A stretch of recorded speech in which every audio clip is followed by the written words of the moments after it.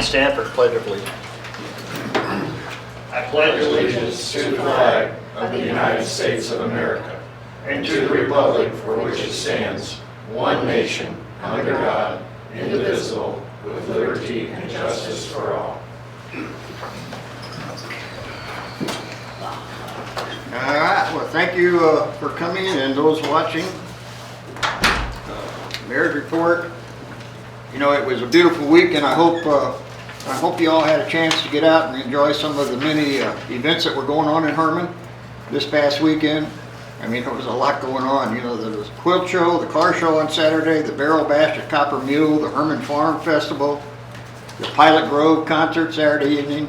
Sunday there was a motorcycle show on the riverfront and a band concert at the city park. And I'm sure I'm missing some events, but it was just a beautiful weekend. I hope you all got to enjoy part of it. And just so everybody knows, especially those that are interested in the pickleball, that the court is now complete and looks very nice, so that's done. Also, public notice that Tuesday, September 19th from 4:30 to 6 p.m. MoDOT will have an informational meeting on the rehabbing the bridge at the Route 19 by Herman Ford there.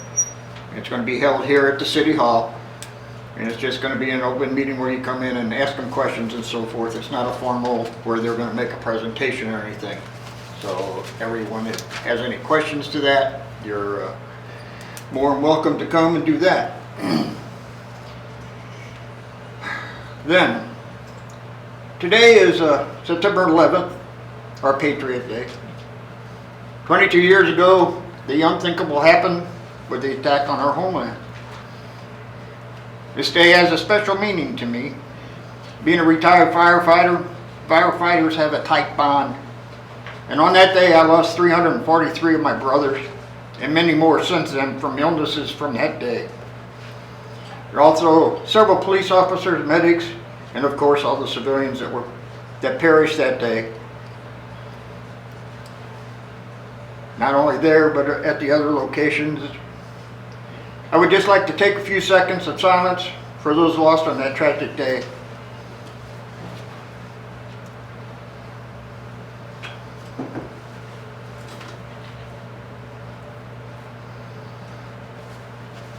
Thank you, and never forget. Okay, City Administrator report. The Port Authority, Steve Etcher reached out to me today and asked for one little detail. That is, the Missouri Highways and Transportation Commission want us to notify the public of the comment period that they're going to have. So they want us to make this statement. Corey, they will need it recorded in the minutes. I can get it to you in written form, but it's that the Missouri Highways and Transportation Commission will be receiving written comment on the city's efforts to establish the Port Authority. Comments may be submitted through September 29th, 2023, and should be directed to an email address, and that's mttc@modot.mo.gov. And if you need that again, you can reach out to the city for that. Maybe that's something we can even put out on Facebook or something. Jesse and I will be attending a TAP meeting in St. James at MRPC on Thursday to advocate for our sidewalk grant project for the 200 block of East 4th and those few spots on the 100 block.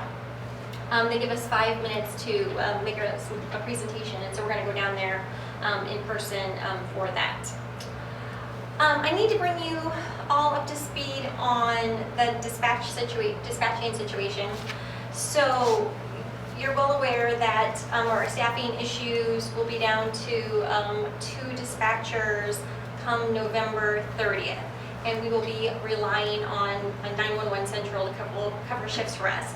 So we are currently working on a 6-month contract for that.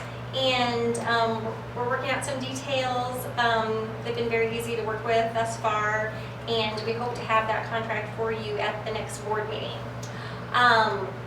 When 911's board meeting is later on this week, and so if everything goes smoothly, then we'll have it for the next meeting. There is going to be a piece of equipment that is going to be necessary for this transition, because in the past, every time the city has talked about this topic, the SCADA monitoring has always kind of been a hiccup. And so, but now, as technology progresses, they now have a piece of equipment called a dialer, and it's expensive. It's $9,500. But what it would do is it would eliminate. We no longer necessitate having a in-house monitoring system.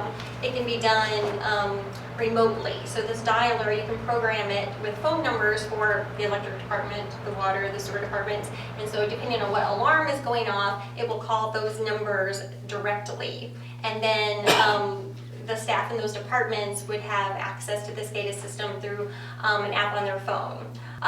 Of course, all the safety measures would be in place, and all the firewalls and all those things would be there. So that is what we're looking at as an option of dealing with the dispatching of the utility emergencies. So that will be coming before. Those two things will have to be in tandem, the contract and the dialer. Okay. Any questions about that before I'll have all the details for you at the next meeting.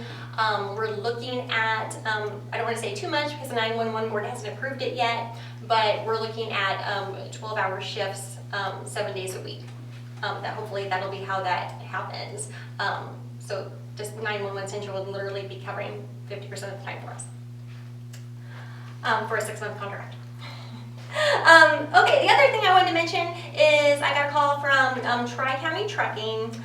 They are notifying us that the tipping fees in Washington are doubling. So we only use Washington on the big trash pickup days. And he explained to me that the reason they do that is because they need the shorter turnaround time to be able, because they close like at noon, so they need to get everything picked up in town, down there, and get their trucks unloaded before noon so that they can work first thing Monday morning. So we've discussed this in the past, and our impetus for discussing it was really kind of because of the abuses of it. But now with that, plus now literally doubling the amount, it might be time to start thinking about maybe trying something different. One of those things that other cities do is have the recycling center open and staff it with a person or two on one Saturday, and have people bring in a proof of residency, possibly their utility bill, and let them bring it there. So, that would cut down on all the out-of-town people that bring things in. You are, unfortunately, going to cause some inconvenience for some people who could maybe drag a washing machine out of their house down to the stoop, but maybe don't have a truck to get it to the recycling center. So it's unfortunate that would be an inconvenience, but I told Dennis that we'd probably just go on with November as is, but we'd put a good plan in place and a lot of notification before we made any changes for the springtime one. Does that sound good? So the tipping fee was $80, and it's literally doubling. So we were spending $3,000 a year between the two pickups, and so it's now starting to be a considerable amount of money. When is the date of the November one? Yes. And just as a reminder, Tri-County provides the labor as part of our service contract, and we pay the tipping fees, how that works. So I will keep you posted on that, and I'll talk to some other cities and see if they have what kind of challenges they have doing it. I know like Owensville and St. Clair do it the way I was talking about, like open up the recycling center for a day. So I'll talk to some people and have a better plan going forward to at least try. And it's the first Saturday of November? Yes. So November Again, 4th. my recommendation would be just to keep it as is for this year, and have something to try in the spring. Okay, that's all I had. You done? Public Works.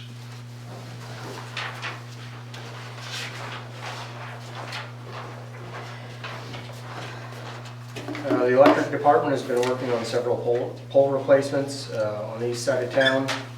Work on that has been ongoing. Work is still continuing on park lighting as time allows. We've had a lot of new upgraded service connections. Locates have been swamping all the utility departments lately.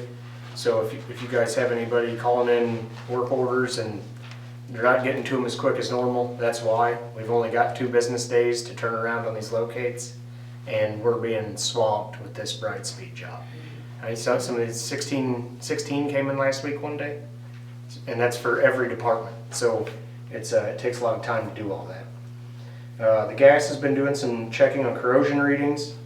The sewer department has started digging back towards 10th Street on Stonehill Highway for the Sand Plant Road sewer project. We'll have more on that later. They've also done some sewer investigations on Market Street on a sewer main. The water department had a couple of leaks to repair last week in the park area. Parks has been mowing and weed eating, as you guys can imagine, and then they poured the new sidewalk for the tennis court and pickleball court there last week. Streets have been mowing, tree trimming, and they got the sidewalk done for the new parking lot down at 5th Street, and they'll be starting on the apron here pretty soon. So that project's coming along as planned. Very good. Any questions? Thank you, sir. We'll move on to public comments. Mr. Brown? Good evening. I'm sure you all know why I'm here.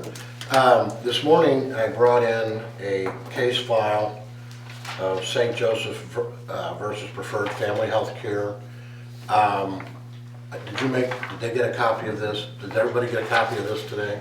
No, the city attorney has it. I got an email from Corey. Okay, so just the city attorney got it? No, everybody got it, right? Oh, everybody got it. Okay, so Not what we were talking about. That just went to Dave first. okay. Well, okay.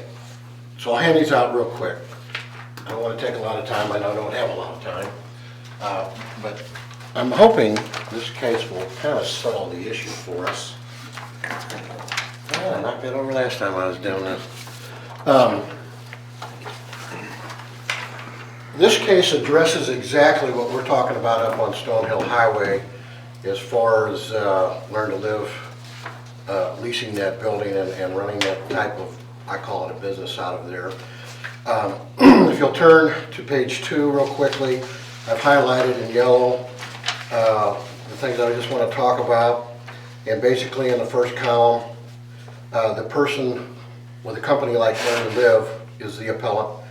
They argued that persons recovering, I'm reading from the book, from alcohol and drug abuse are mentally and physically handicapped persons. That's what they're claiming from section 89.020.2. Now over on the right side, this is what the court decided.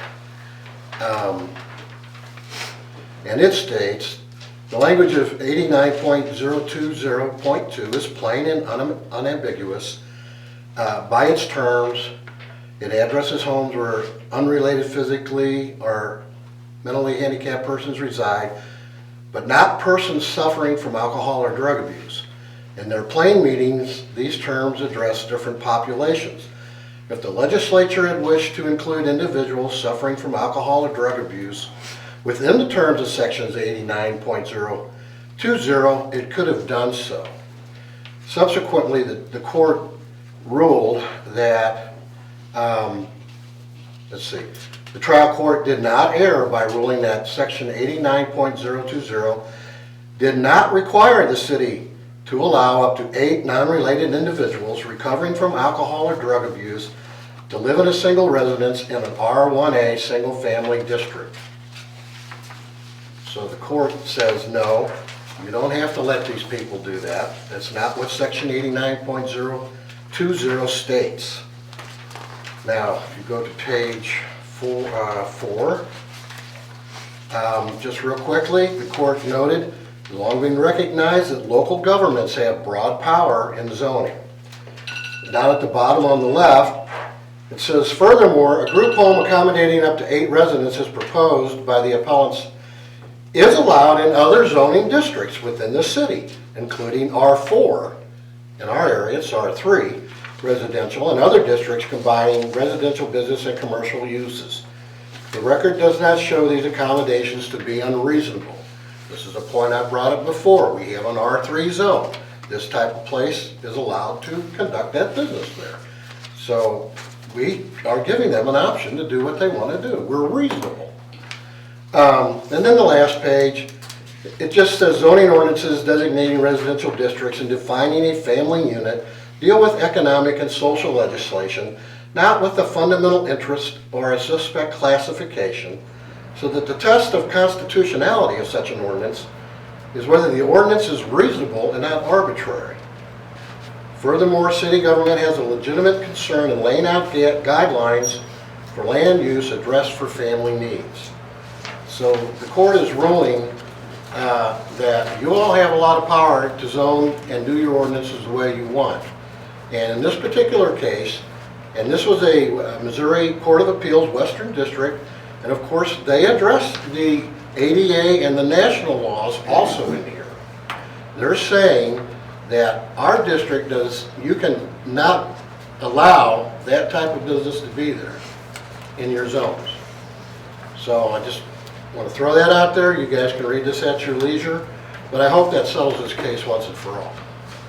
Thank you. Thank you. Question. Yes, yes, sir. Is it your position that this case means the city can prevent them from having the group home up there at all, or just that it can limit the number of people to 5? Well, I'm not an attorney. I'm gonna leave that all up to you. Because this case, the appeals court here upheld the trial court's order allowing the group home to be used by 5 or less recovering from drug or alcohol abuse. So that, I was just wondering what. Yeah, well, I guess I'd have to study that, and like I said, I'm hoping to get a positive reaction out of you all on this, because there's conflicting language here. Because they're saying the drug and alcohol is not treated like, let me get the right words, mentally or physically handicapped persons, okay? Now, whether they could file suit against us, if you, let's say you said, okay, we've got this law here, says we don't have to let you go up there by our definitions of our ordinance. If they wanted to sue the city, I'd say, well, that's fine. I think we have enough evidence in the record here to, come out and win with our decision. Yeah, well, I'll look at it. Yeah, and like I said, if you all decide to let them keep going, then eventually, I'll have to hire an expert, an attorney, to represent, myself or maybe more. Thank So you. anyway, thank you very much. Thank you for your time. Okay. We are going to move to, there is no other, old business. Under old business, utility vehicle and golf carts.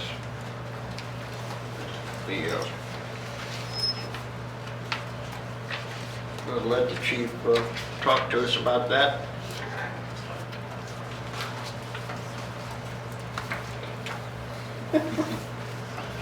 Come on up.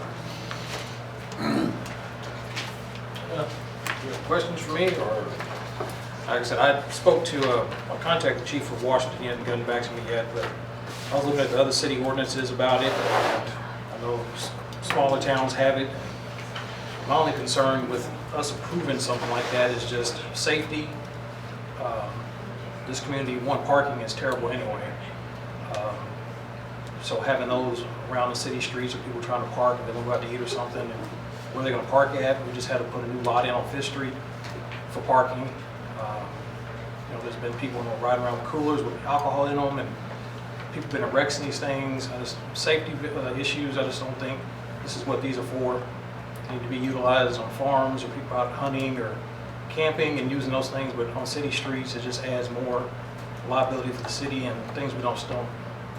I've spoken to the officers and state patrolmen, and they just don't think it's a good idea for us to have this in the city limits of Herman. Well, I have to make a comment. Saturday I worked at my shop on First Street, and I don't know if I just noticed them more, but I counted 23 of those go by my shop. The biggest problem I see with them at that location is they stop coming down the hill or they stop coming off Schiller Street. Yeah. Well, of course, they gotta bang the butt to get 80% up, you know, real fast instead of just mowing it down. And you know, there's people walking all the time. That's my issue with it, you know. I mean, we have that issue not only with them, but with the pickup trucks too, but I'm just saying. And first of all, if I understand the law right, they're not supposed to be on state highway anyway, correct? No. You can cross that's- over, that's but a you state can't highway. be on state highways. So, I mean, personally, I don't think it's a good idea. That's just my input. Like I said, I'm not in favor of it for, again, certain reasons, but that's, I guess, up to you all and what you feel is best for the city. But speaking of the officers and state troopers now, they just think that's not a good idea for the city of Herman. And other communities like Gerald and Rosebud, a lot smaller, don't have the traffic we have, tourism, other things we have to worry about that they don't, that I just don't think that's a good fit for Herman right now. And like I said, it's up to you all. Did you get a chance to look at the ordinance that Dave sent out to Washington Yeah. had? I like the ordinance, and I question, I said, I'm not fond of the permits to allow them, and I think that's what you're saying. I think we should update, because our ordinance specifies ATVs and describes it where the seat is straddled like a bicycle and use handlebars. What Washington has there takes in consideration golf carts and 4 to 6 wheelers. So I think we should update it to give you the ammunition, but I think the permits is gonna cause you more headaches and they're good for 3 years. I agree with you, let's just keep them off the streets. And that's up to you all, what you all want to decide or what's best for the city right now. But So I'm not would you in favor for it. think that ordinance that Dave forward would be a good one? I have to read it some more, but I just don't think. Well, there's- this one, you might be able to clean up your definition a little bit to address the different types of side-by-sides and UTVs and that are on the road now. But Washington pretty much allows it Yeah. and doesn't require them to have turn signals and brake lights and things like that unless you're operating it after dark. And so I don't think that's what Chief and Mayor are saying. You know, I'm not in favor of it, but that's, again, it's up to you all. As a chief, I just, safety and everything, I just don't think we need those. there's powerful lobbies in Washington with the chamber and the $1.5 million plus fair they put on every August and different downtown festivals and things like that, where the board's just like cruising around on those things. And here you go. So I mean, we use the golf course for Oktoberfest for officers to get around in, but that's it. But in that ordinance, government use of them are exempt from that when they are using in performance of their duties. Yes. So there is an exception for, you know, the PD to use it. Yeah. But PD does not drive down First Street or Market Street. They And drive those- to get to where they have to and then usually. Yeah, park. I mean, but most I see them on the secondary roads. I mean, we try to stay off them because of the speed of them and you don't want some semi truck flying up on the back of you. So we try to get around town as quick as we can. to park. I just consider that, considering our town's layout, First and Market, our state highways, it would be a headache, if any, to have an exception to allow them only to cross. They're going to, if they're allowed in town, they're going to be driving down First Street. They're going to be driving down Market. Yeah. I said Saturday, I kind of, I saw quite a bit too on Saturday. So what are we going to do about the ones that are coming into town now? Catch them again and advise them they're not allowed on city streets or state highways. That'd be hard. I mean, some campers bring them and they try to go around town and we've stopped them and told them we can't use them. I appreciate everyone considering it since a citizen asked, so thank you. Thank you. I think we should, if everybody agrees with what Dave forwarded us for the Washington ordinance, let's replace our current one with that. And as far as, I've heard this a couple times, well, the campers are bringing them in, we may need to put a sign down there in the campground.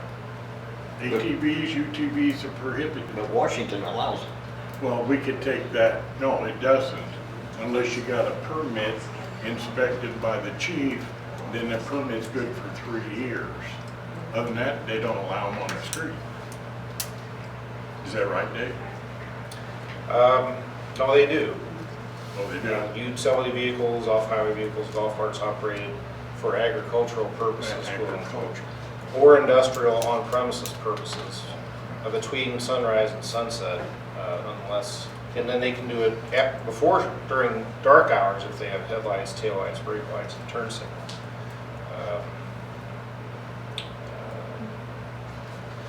Yeah, and accept all-terrain vehicles as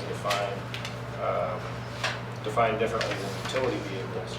Doesn't even have to be for industrial or agricultural, those are just allowed during the daytime.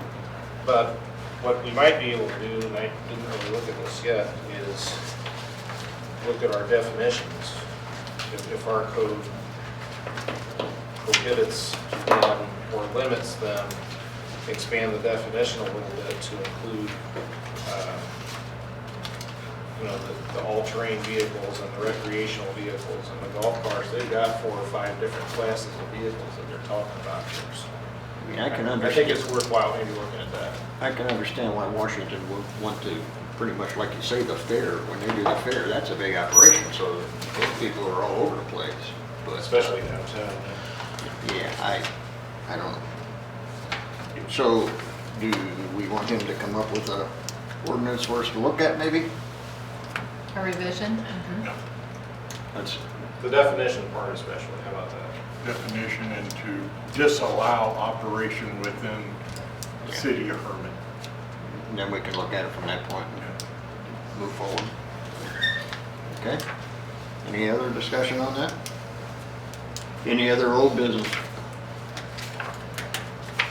Any new business? If not, we will, as Dave does, we'll move to ordinances. Okay, the first is bill number 2023-31, an ordinance to approve a support and maintenance agreement by and between the city of Herman, Missouri and Electric Controls Company for the city's SCADA control system.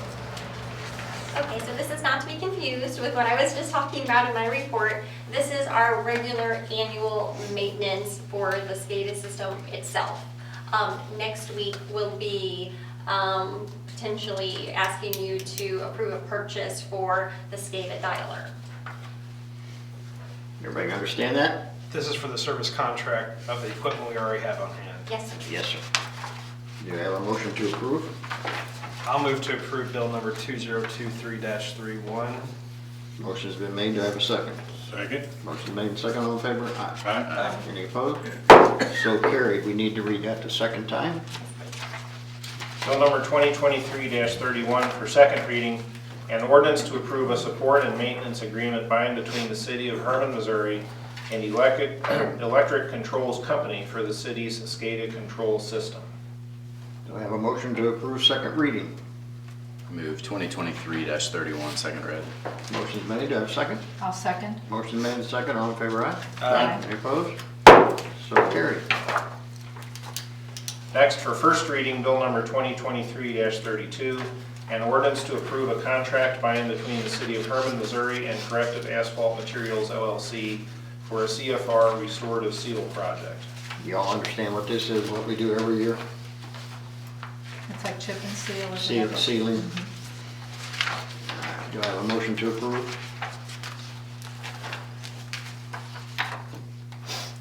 I'll make the motion, bill number 2023-32 approved. I have a motion, do I have a second? I'll second. Motion made and second, all in favor, aye? Aye. Any opposed? So carried. We also need to read that the second time. Bill number 2023-32, an ordinance to approve a contract by and between the city of Herman, Missouri and Corrective Asphalt Materials LLC for a CFR restorative seal project. Do I have a motion to approve second reading? I move to approve bill number 2023-32, second read. Motion made, do I have a second? Second. Motion made and second, all in favor, aye? Aye. Any opposed?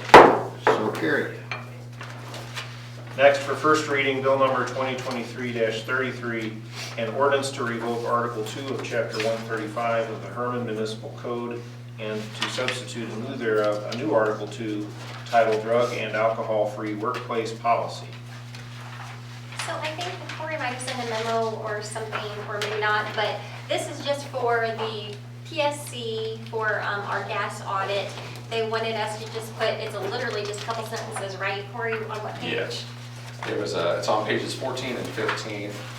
And they wanted more detail on how we retain drug testing records for pipeline workers. So he's got it there in red for you, so it's just to satisfy the PSC auditors. Okay, any other questions? If not, do I have a motion to approve? I'll move to approve bill number 2023-33. Motion is made, do I have a second? Second.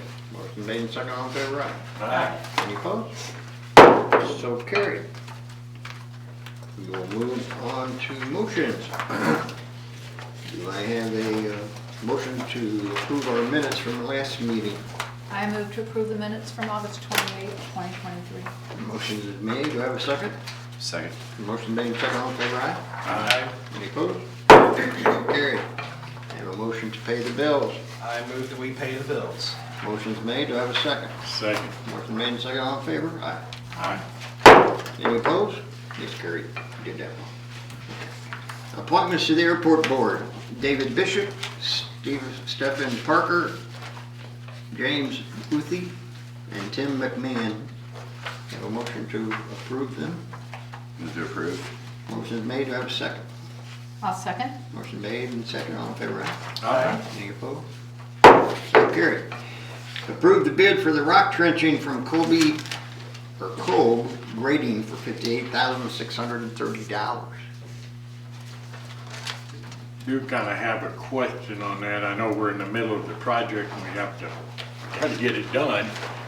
But hopefully now, if we continue with that vision of continuing down Saw Plant Road, or whatever it's called, Sawmill Road. Sand plant, yeah. Or sand plant. That probably gonna have to pop up and say, no, we're not gonna go any further. Well, it really depends on the laminations as we continue on. So this whole issue right now is the thickness of this lamination, right? So most of the rock that we run into in town runs in 4-inch to 8-inch, maybe 12-inch laminations, between seams of rock, and those break out really easy. The one we're in right now, as I said, it's 4 feet, and we haven't hit the bottom of it. So if we continue on with that lamination and get through it, and we get back into, 4 and 12-inch laminations, I mean, I'm not gonna say, it's still, even at the price that we're gonna have in this now, it still pans out very well over the life of the utility. And that's just sewer. And what you gotta remember is we're also putting electric and gas in that ditch. So the ditch itself is gonna pay off, even with what we've got pretty much guaranteed with Terry's project. So if it continues on, or if anything large scale went in the back, like a subdivision or something, I would definitely argue that it's worth continuing. But we'll have a better idea what we could get into. Like I say, I've been here 20 years, and I've only seen this kind of rock like one other time. And thankfully, we weren't the ones digging in it. But yeah, it's an oddball situation. I certainly didn't anticipate it. That's why contracts have rock clauses in them, because you can't see it till you're in them, I'm just saying, with this in mind now, Yeah, the absolutely. vision of going forward, it might have to go on the back burner until Well, we and- can get core samples or something to see what we Well, can and so get. Or there you get into a situation, because you absolutely could do that. You could have a boring rig come in and take these samples, but by the time you do that, you're gonna be in, 15 to 20% of what this rock trencher cost you. So it's one of those things, it's a gamble. And, I hope you guys feel I was very, very honest about that from the beginning. We knew we were gonna hit rock. It's A, it's Herman, and B, look up the hill. But I certainly didn't anticipate a 4-foot seam of rock. I think that I would reserve judgment on anything like that until we see what we get into towards the top. And, we can make more decisions, better educated decisions as we get through up there. But, yeah, and as far as, I did want to kind of touch base with this on this versus the blasting. I did have 2 other companies besides the 3 that bid the project. They didn't return anything on it. I sent the plans to one, and the one didn't return my call. Using this trencher versus blasting, we're gonna have a usable fill. If we blast it, we're gonna have shot rock we can't put back in the ditch. So we should save somewhere between $6,000 and $8,000 on rock. So you can kind of back that out of this. If it's really good, it'll be about $8,000 we'll save. But yeah, not what I anticipated having to pitch tonight, for sure. I do have one question. This trencher, how wide of a trench does it dig? 32 inches. Is that wide enough to do maintenance on the line? Yes. So we didn't want to go any smaller than that. We actually wanted to go 36 inches. And they have a machine that will do that. But the machine is so big that it has to come here in 3 pieces. Right. So that was not an option. But I didn't know if blasting might have been the better option for future maintenance. so it would have gained us about 8 inches on the width of the ditch. But the guys, we all talked about it, and they think 32 is plenty sufficient. They can get down in there and do what they need. Most of their, well, so the shoring stuff we have, usually you end up 2 feet to 32 inches anyway, so Just don't that's where they end up. So it's for 10 days with an operator at 10 hours. Yep. Do you foresee it being less or more? Or you So- think that's, With the bigger machine, they're renting this machine. This isn't their machine. With their bigger machine, he said 2 days. He said we can make 600 feet 2 days. This is a substantially smaller machine. I think the other one was 120 or 140,000 pounds. This one's only like 68 only. But he thinks that 10 days is going to be plenty. But it's rock, so he can't guarantee that. And he did tell me, if it's less than that, they'll back that out of the price, that same price that they were going to charge us for extra days. But he made it sound, I've never seen one of these things operate. Steve Selnerick actually gave me the idea for it when I told him what we had going. And from the videos I've watched, I'm kind of interested to see this thing work, because we have a little bit of rock around here. So I was gonna ask if we couldn't get out of it, if we could use it other places, but. well, I mean, so we probably could, but then to move it to wherever we're going is a whole other situation. But it'll be a good contact to make for sure, for future, because blasting, it's got its own stigma, and we would be in close proximity to people's homes and things like that. So if we can steer clear of that, I would just as soon do that. I agree. Any other questions? If not, do I have a motion to approve them? I'll move to approve. Motion's made, do I have a second? Second. Motion made, second, all in favor, aye? Aye. Any opposed? Motion carried. Outdoor seating permit for Young Zhang Das Rhineland Entertainment LLC, 101 East 4th Street. Do have a comment I was wanting to make on this. He's not here this evening, but I knew we'd had some discussions around it, and I've had some people ask me. It's in reference to the speaker located in their outdoor seating area. By our ordinance, it's not allowed. Now, we did make one exception at one time, a year or so ago, to another location, and he did it one time on a weekend. But our ordinance, which is indicated within this information, it says there shall be no live entertainment or speakers placed in the permitted area. He has a speaker 12 foot right above the outdoor seating area. Well, other than that, I don't have a problem with the outdoor seating area, but if we do it for one, then all these other ones are now going to be able to have speakers out there too. Or we have to rewrite that ordinance. So you want to make a motion to approve it with them removing the speaker in the seating area? Is that what I'm understanding? Perfect. I'll second it. Motion's made and seconded. Approve the seating with removal of the speaker in the seating area. All in favor, aye? Aye. Any opposed? So carried. Corey, you'll have to relay that to him. Yep, sure will. Okay, conditional use permit renewal for Mark 9 LLC White House Hotel for the outdoor liquor. Motion to approve that. Motion to approve. Motion made, do I have a second? Second. Motion made, second, all in favor, aye? Aye. Any opposed? So carried. Conditional use permit renewal, Hermanoff Inc., 10 Mill Brewery outdoor liquor. Have a motion to approve that.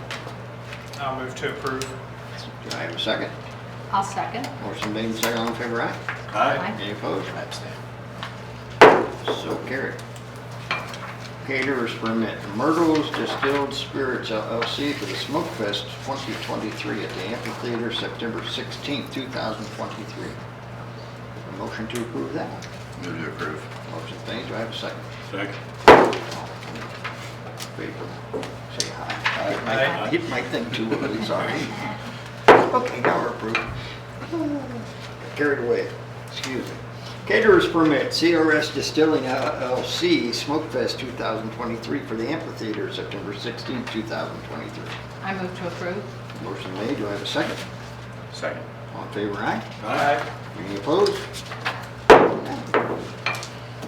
Caterers permit for Stonehill Winery, Witches and Wine, 4th and Schiller Street, October 19, 2023.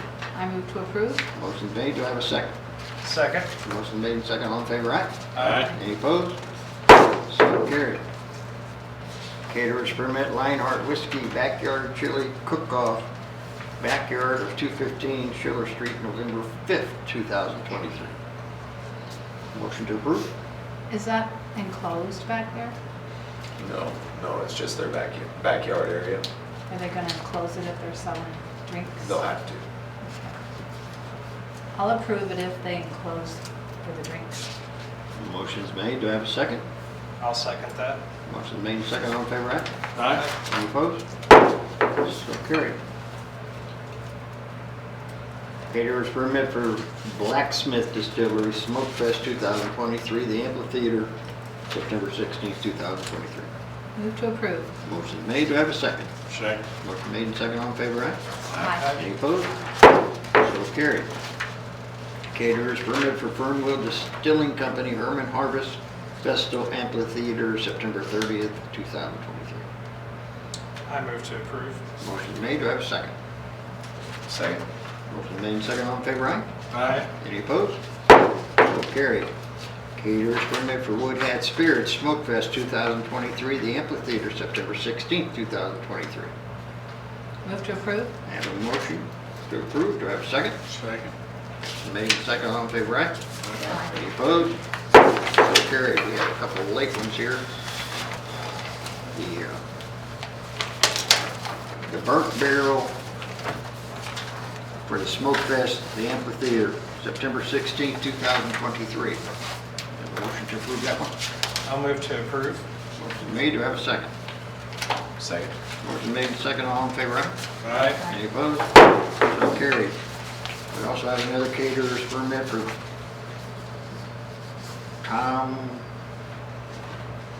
Tom's Town Grilling Company, Distilling Company, for the Smoke Fest. I move to approve. Motion made, do I have a second? Second. Motion made and second, all in favor, aye? Aye. Any opposed? So carried. Okay, liquor license for the, called the boardroom at the bank bar. That's changed hands, so they're basically just, they already have a liquor license, but now it's gonna be a different, Just a Different different name. business. Same location. yeah, same location, and everything. I have a motion to approve that. I'll move to approve. Motion is made, do I have a second? Second. All in favor, say aye. Aye. Aye. So carried. I believe that covers everything. No reports, so a motion to adjourn. Move to adjourn. I have a motion to adjourn, do I have a second? Second. All in favor, aye? Aye. Any opposed? Thank you for everyone that's watching, and that was here.